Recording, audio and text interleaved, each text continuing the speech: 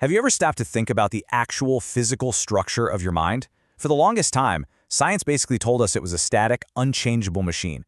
But what if I told you that you're actually its architect? That you are constantly rebuilding it with every single thought and action? Well, let's dive into how that's possible. For most of modern history, this was the central idea in neuroscience. The thinking was pretty simple. You get one brain, and once you're out of childhood, the blueprint is locked. All the connections are set, the pathways are paved, and that's just who you are. Period. And I mean, think about what that really means. For 100 years, this idea suggested that if you weren't good at math, well, you never would be. If you had a bad habit, you were stuck with it. It shaped everything: education, medicine, and just our basic beliefs about what's possible for a person. It was at its core a story of limitation. And it turns out we were dramatically and wonderfully wrong. Over the last few decades, a quiet revolution has completely flipped that century-old belief on its head, revealing a truth about our minds that's so much more dynamic and, honestly, so much more hopeful. So in this explainer, we're going to take a journey from that old myth to our new reality. We'll start by taking down the idea of the unchanging brain. Then we'll uncover its true superpower. We'll look at how it actually rewires itself, how you can put that process to work, and finally, what it really means to be the architect of your own mind.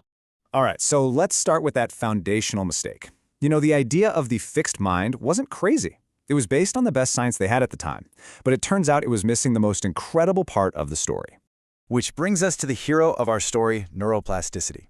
And this isn't science fiction, okay? This is the fundamental property of your brain that makes all learning, all memory, and all adaptation even possible. It's your built-in superpower. So what is it exactly? Well, to put it simply, it's the brain's ability to reorganize itself by forming new connections between its cells, the neurons. And the most important part of that definition, the phrase throughout life. This is not just something that happens when you're a kid. Your brain is literally changing right now as you're listening to my voice. Here's a great way to think about it. Imagine an old habit, like biting your nails or driving to work the same way every day. That's a neurological superhighway in your brain. It's wide, it's fast, it's almost effortless to travel down. But learning a new skill, that's like trying to forge a brand new path through a dense forest. At first, it's super hard, right? But the more you use that path, the wider and clearer it gets. That whole process, that is neuroplasticity in action. Okay, so our brains can change. We get it. But how does this rewiring actually happen on a biological level?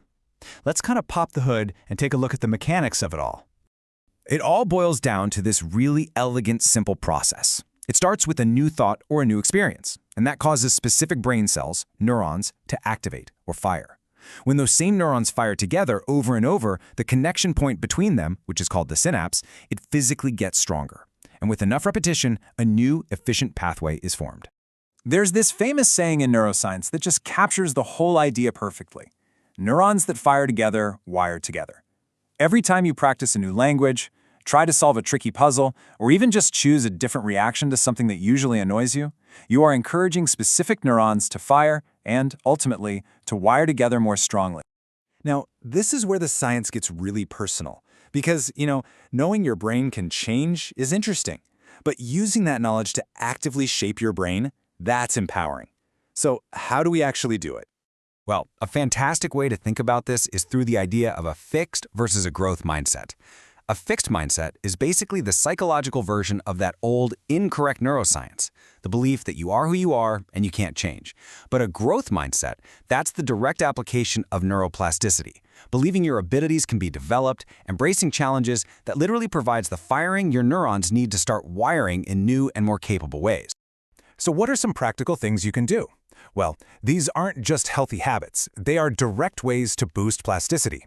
Learning an instrument forges incredibly complex new circuits.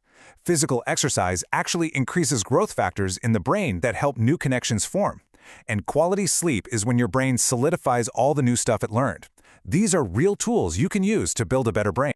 So let's bring this all home. We've gone from seeing the brain as this fixed, static machine to understanding it's dynamic, it's adaptable, and it's constantly under construction.